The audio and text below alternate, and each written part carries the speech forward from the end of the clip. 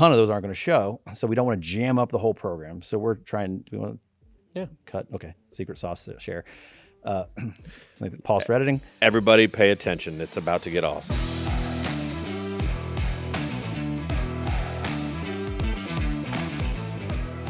Welcome to Impactful Conversations, Stories and Lessons for Financial Advisors. I'm your host, Dave Edgecombe. We've got a good one, Greg Ayler and Justin Spring with Golden Reserve.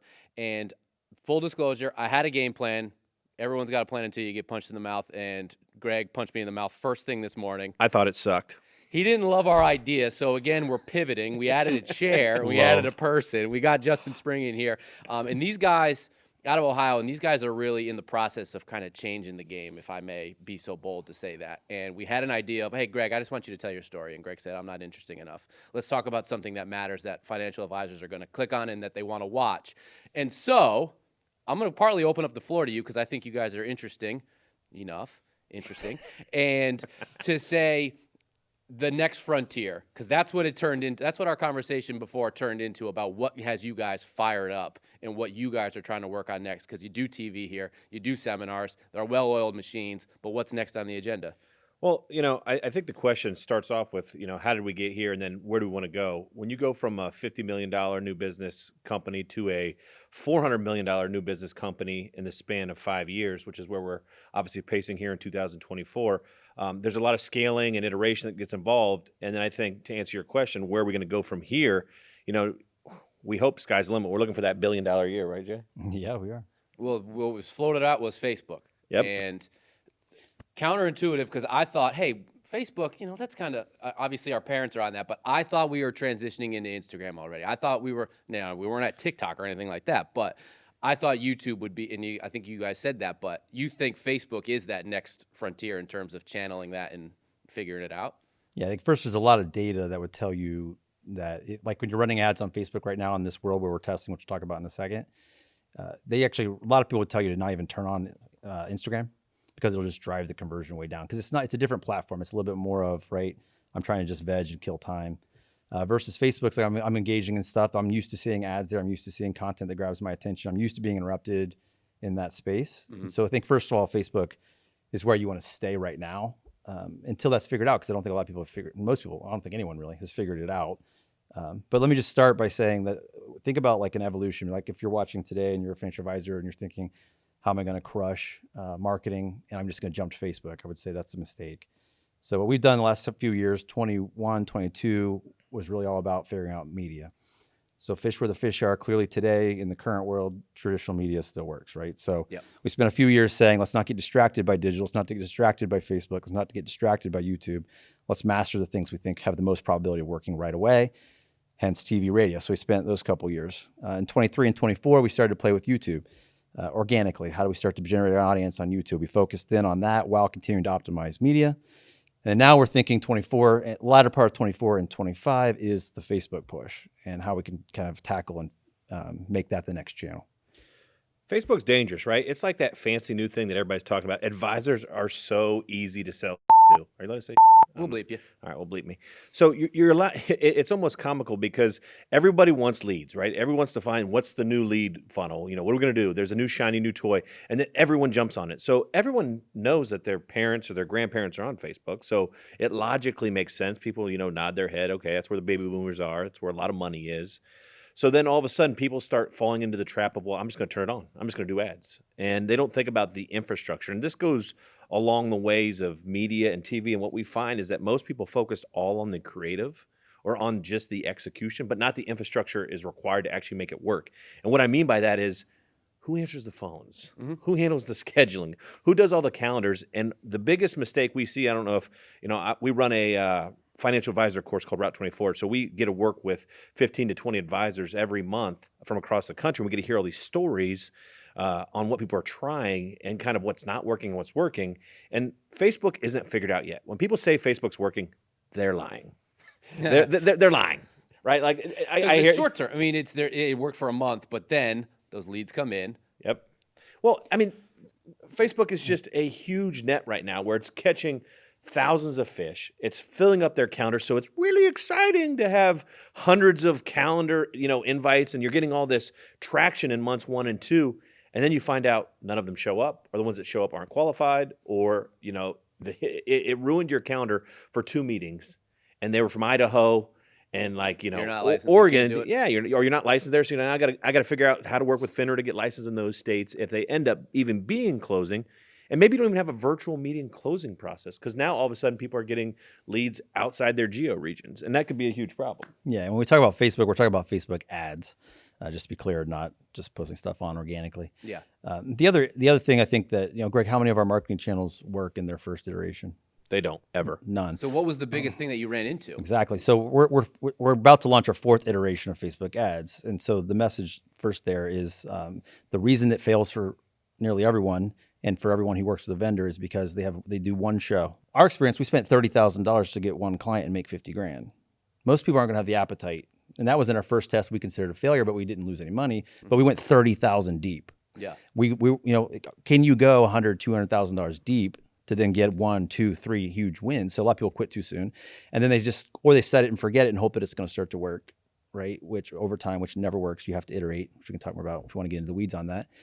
And then it's the toe dip strategy. It's always just like they get scared and then run away. Do you think it needs to have a huge spend tied to it in order to unlock that Facebook vault? I could tell you from my perspective, so I'm the process sales guy. Justin's obviously the marketing whiz with strategy. One of the issues is just finding a way to filter the number of leads. So when you launch a Facebook campaign, you're going to get hundreds of clicks and 100. If you have Calendly set up and you're filling up your calendar with all these things, you're going to have hundreds of meetings. And you're going to be like, this is awesome. And then they all drop off, but they filled your calendar. So your utilization of your advisors, if you're the only advisor, if you have a team of advisors, they start seeing full calendars, so they don't book other things. Yeah. But then when push comes to shove, these meetings bail at what's the clip of the cancellation rate in Facebook now? To the first meeting? Yeah. It's got to be 70%. 70%. So if you have 100, obviously only 30 show up. And of the 30 that show up, 20 aren't qualified. And so our iterations and our process now are really built to try to figure out, how do we start filtering earlier in the process, not using advisors? How do we start having systems in place to get maybe the funnel a little bit more narrow, not so many leads, but really qualified leads? And that's the real secret sauce, because I think people hear like, I'm going to sell you, I've got a Ferrari on my page. I'm obviously talking about somebody. That will remain nameless. That will remain nameless. And it's like almost laughable that people are like, yeah, I'll pay $10,000 and get 100 leads. Like, doesn't that sound too good to be true? Like, that's like ridiculous in our industry to have that many leads that cheaply, accrued. And yet they start wondering, like, if it sounds too good, it probably is too good. But people don't know until they jump into it, because they hear everyone talking about it. And financial advisors are great at like starting these fires, these forest fires of like, everyone's like, who's doing Facebook? And then you're like, oh, I'm not doing Facebook. Should I be doing Facebook? All of a sudden, now you're doing Facebook. Now you're doing Facebook. And everyone lies. By the way, every financial advisor exaggerates or lies. And they're like, no, it's going great. It's going great, Bill. What about you, Sue? Going great. Okay, it's going great. And then you start digging in. And then 6 months later, you're like, yeah, we don't do Facebook anymore. It's like, dude, it's laughable, because they don't have the systems in place to get it going. And I think Justin obviously talked about some of the issues. Maybe, what's the advice, Jay?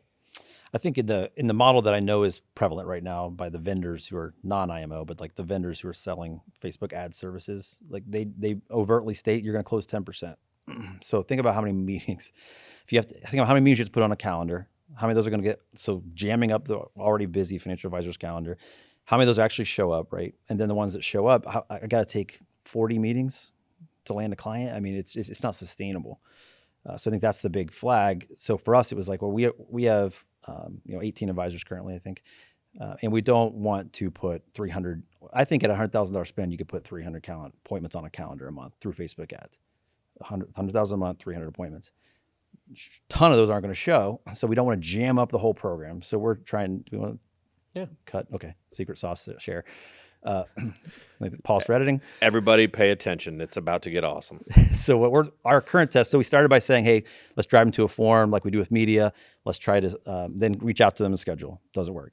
So then we tried, okay, let's drive them to a form that only requested do a 15-minute call versus trying to get them to a first meeting. Doesn't work. The third iteration was let's drive them straight to a Calendly appointment, which isn't unique. People in the industry are doing this. That works way better for sure than we have a first meeting. Problem is, we just talked about, you could put 300 appointments on a calendar in a month. So much flaking. You really can't drive that to your financial advisors. So we're building an internal sales rep team. So we're building 2 ISRs. We're calling them inside sales reps. Sorry. And their job is to basically take first meetings and then screen that process, set it up. These are all nationwide too. So we're trying to protect our advisors. So the questions like first, A, get them excited about getting a roadmap from us, but then two, screen them. Like, and by the way, this is going to be a virtual meeting process. Are you comfortable working with a financial advisor remotely? Let's get them out of the picture right now. Yeah, it's a huge one to figure out right off the top Yes, too. then- You're wasting time. Total waste of time. And then the other thing is almost always those first meetings are one spouse. So then you can't do business if you can't get both people there for the next meeting. So then we asked them in that meeting too. And by the way, will Joe be joining us for the next meeting? I don't know. Then we just forced it to be like, okay, well, when are you and Joe available? We won't schedule if they can't align both of them there. So we're trying to whittle out the fact we don't want a 10% close rate and then demoralize the team. There's nothing worse than that. So how do we filter out all the reasons you don't win as quickly as possible up front?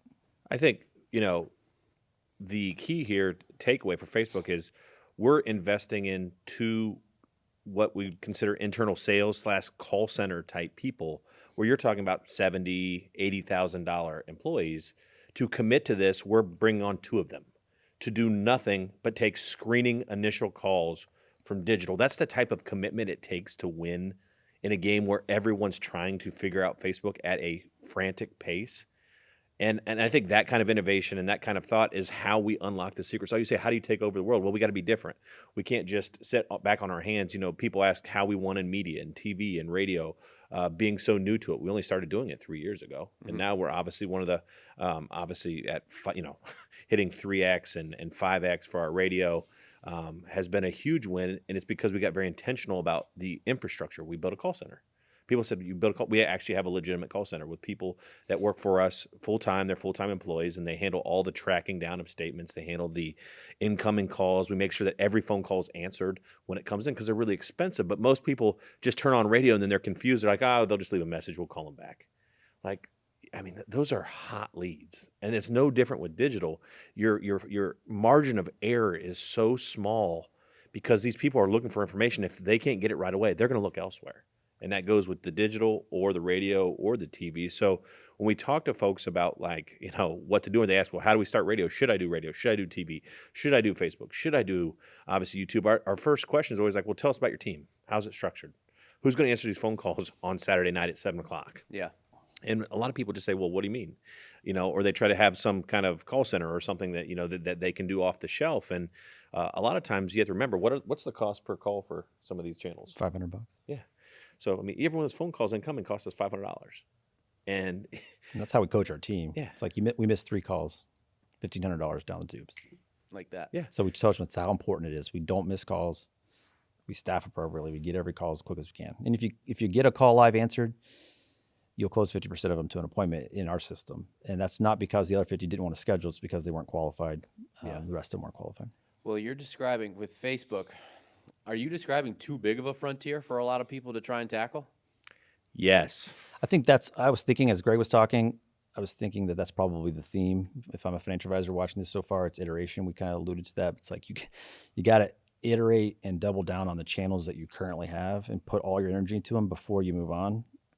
Because the wins come in the nuances, not in the activity, right? I'm gonna add a new channel and hire a vendor and go. It's like that. Like I said, it just never works. You have to have everything from how we're gonna catch the calls, how we're gonna get them to the first meeting, to what the creative is on the front end to actually make that channel work. The channel, there's no magic in TV and radio, right? It's just in how you execute around it on the front end and on the back end. Well, and you got to eat your vegetables, right? Like, if you're not doing seminars, you're missing out. I know a lot of people don't want to do seminars. Well, then you need to hire people to do seminars for you.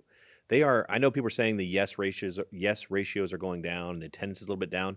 We've had our best ever. We do, how many freaking seminars do we do a year? Next year we'll do 178 seminar units. Yeah, 100. So 178 for the people in the back row. So times 2 for times number of 2, nights. so 350 nights or whatever that is. Yeah, and we do it across all Midwest: Ohio, Michigan, Indiana, Kentucky, and obviously Pennsylvania. And we did it by building a system, and it's 5X. So that means for every dollar we spend, we get $5 back. And it's very manageable. You just have to do sales training. You have to make sure that the people you hire are following scripts. You have good systems with support people. And that's a very scalable, for a lot of people that we talk to that have, $25, $50, $100 million practices, improve where you're at. If you're at a 1x or 2x in seminars, you can quadruple that versus trying to figure out something that no one's done before in Facebook. It's like, start there and then go to radio. All right, well, you got radio. Where are you at? What are your times? When do you play? A lot of times it's based on when you play versus what you say. If you're in a good spot, sometimes that's enough to get your ROI. I mean, our radio's what, 8x? Oh yeah. Yeah. Established markets can be 15, 20. I mean, that's crazy, right? For every dollar you're spending, you're getting, 8, 15. Now there's limited amounts. Unlike seminars, you can keep adding seminars. Radio is kind of limited by the stations you can buy. But if you can really dig in and figure out radio, that's another great lead. I know it's not sexy. It's not a podcast. It's not digital. It's not what everybody's talking about. But I figure that's where all the pennies are to pick up. In our world, we focused everything on sales excellence. Like, people are like, well, I need to go do another channel. It's like, well, what's your closing percentage? And they're like, 22%. I'm like, our team closes at 40.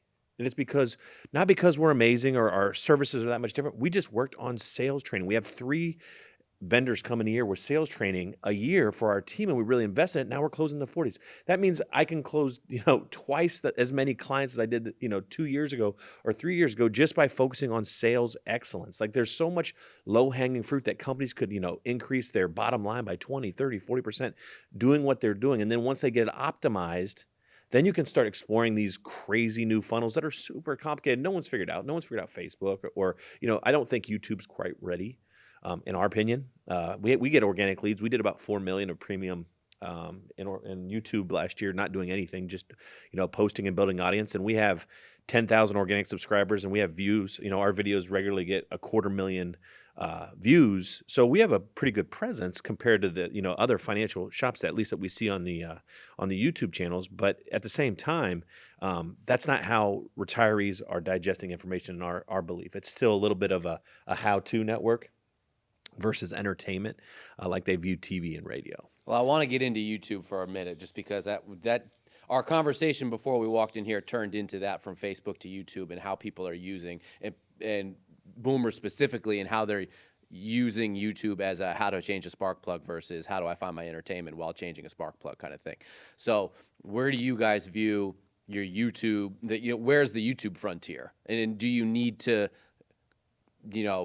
succeed at Facebook before you can begin in YouTube, or do you think there's some commonality between where the success kind of bleeds over for both of those?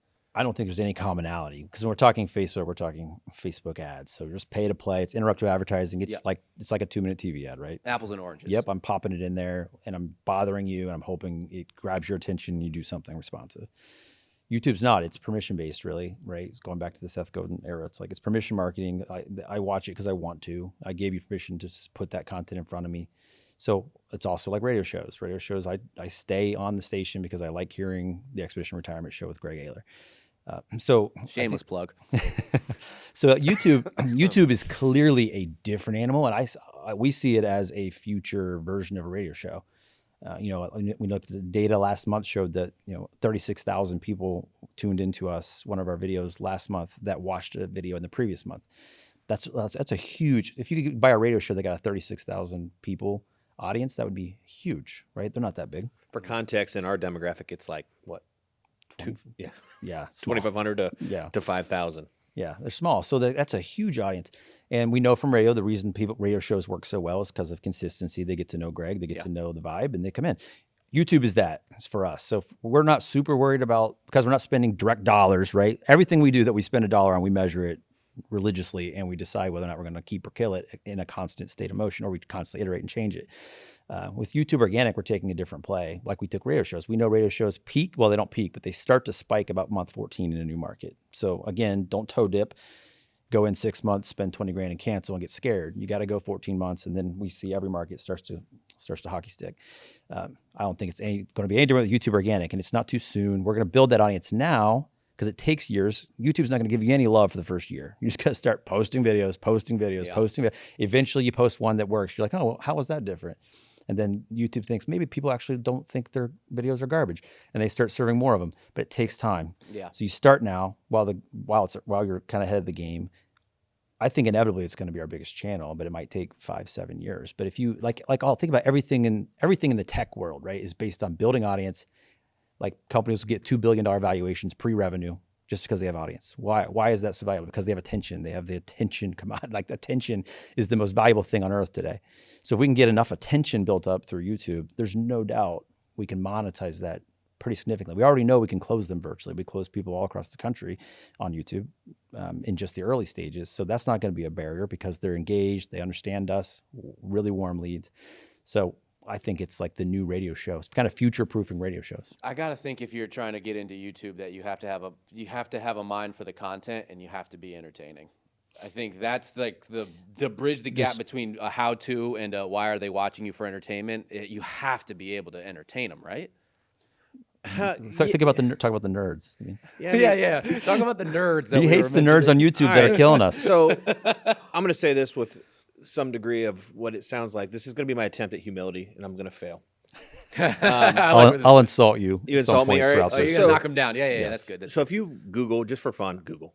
If you go into YouTube and search, I'm that old that everything's a Google. Every search bar is a Google. At least you're not. Yeah, I know. Sorry. They do own it. Yeah. All right. So if you go into YouTube and search retirement planner or financial advisor, look at the top folks. They're nerds. They're not entertaining. They're just mastering the essential kind of what we consider the cream of the YouTube universe right now in our world of people that are actually clicking on these are a lot of do-it-yourselfers. And so the nerds are talking to the nerds. That's really what's happening, right? You're getting dual nerd catch-up. By the way, the nerds aren't getting hired by these people because the other nerds are just building out their Excel sheets based off what the nerds. So the content's, Excel-based, and it's got a lot of data, and it's not practical usually. And everyone has the same, am I going to run out of money in retirement? Ooh, how novel. Sequence of returns risk. Yeah. How much do I need to retire at 60, 1 million? When do I turn on Social Security? I mean, the most common questions, as you can imagine, are what get clicked. But when you build a YouTube audience and video, you have to be different. And I think if you want to shine and try to be entertaining, if you will, and kind of mix the entertainment and education together, that requires a little bit more work, and it requires a little bit more creativity, how we build our thumbnails. I mean, you guys think it just happens. It doesn't. You have to hire somebody. We've gone through 4 vendors now to do our thumbnails. Yeah. We finally found one that actually started working, effectively. Thumbnails, if you don't know, are the little things that are actually on the YouTube. I mean, the thumbnails and the GIFs are huge. Yes. I mean, that's a whole industry right there alone to get videos seen. Yeah. And I think, again, people jump in. It's really hard, right? Like, this is a luxury for us. This isn't a necessity. When we build our budget, we're not banking on anything working in YouTube and Facebook next year. We're assuming that we're going to figure some things out. And just for context, I said this again, but, we're a shop that wrote $250 million of fixed index annuities this year, and brought in $400 million of new assets across the Midwest. We have offices in Detroit, obviously every city in Columbus. Ohio. I'm sorry, in Ohio. Do you feel more nerdy? I feel a little nerdier now. There you go. Indianapolis, obviously Pitt. So I think we are credible enough to make these statements. Like, when I go through all these processes, do the things that matter, work on sales. And one of the things that we haven't talked about today that is not coincidentally nerdy is tracking. If you've heard us talk, we know exactly what the ROI and the ROA are on everything we do. And if you don't know this, you shouldn't do it. If you don't know how much money comes back from a spend, you're not tracking. And that means you got to track your dollars, your meetings. Companies like Track Your Advisor. A lot of our people in our classroom for Route 24 use them. I think they have a couple thousand advisors across the state or clients. They're great. They can build systems that help you track your meetings, your ROI with your expenses. They put all that together for you. And, if you don't track it, we don't do it. That's what Justin says. And I think that's responsible business ownership. You can't just be a great salesperson anymore. If you want to scale and grow and get to those bigger numbers, you're going to have to build scripts. You're going to have to train people on how to do your sales processes. And then you have to track everything to see what works, because as Justin said, nothing works when we do it the first time or the second time. Nothing. Seminars don't work. Radio didn't work. TV didn't work. Heck, we're working on our, what iteration TV show? We're about to record our new TV show coming up here. We're changing the title. We're changing the format for was it the fourth time? Fourth time, yeah. And it's because we can't really get TV shows, the 30-minute TV shows, over the hump to be in that. We want to be around 3x. That's a great return on TV show because they're expensive. And we're hovering around 2. And you're still making money at 2, but it's not quite where you want it to be. So we've been playing with it. And you wouldn't know that if you don't track. You got to track your stuff. or you can't make good business decisions. I mean, how do you know when you deploy capital what's coming back in? You're just guessing and hoping at the end of the year you have some money in the checking account. That's not responsible, and you'll never scale without ituration. In summation, wow, that's a well, I don't know. You've given me a lot, but I want everyone. Good luck summarizing all that. I'm going to attempt to. Be careful with Facebook. You got to have the infrastructure for it. YouTube is sort of another new frontier, but you guys think Facebook is the treasure trove, if I'm correct. There's a whole world in Facebook that just is begging to be unlocked. that everyone is currently drowning in. In a big ocean. They're not surviving. Not to confuse It's analogies, saturated. but it's a big ocean. Yeah. I mean, in having the right size boat to go out there and try and bring in leads is a huge component of it. And I think don't replace the things that work. You guys still do seminars, you still do radio, you still do TV, and they have gotten to be well-oiled machines. So now you have the opportunity to embark on those new frontiers of Facebook and YouTube and whatever else that entails. Guys, thank you for taking the time and reworking my podcast today. I had a great idea. This was clearly a better idea, I think. Yeah, so I vote for our idea. yeah, not biased. I will vote for it as well, so it's a clean sweep because we also just did it. So that'll be a little bit easier. But Yep. this has been Impactful Conversations. If you're on the YouTube channel, like and subscribe. Check out House Rules for a lot of the marketing initiatives that we push here. And then Randy Cook, your co-host for your radio show. Randy Cook has his own series on YouTube called Selling with Stories, in which he kind of positions a lot of difficult conversations that advisors can have with clients and prospects at the appointment table. So be sure to check those out. Like and subscribe. Guys, as always, thank you. Thank you. Thank you.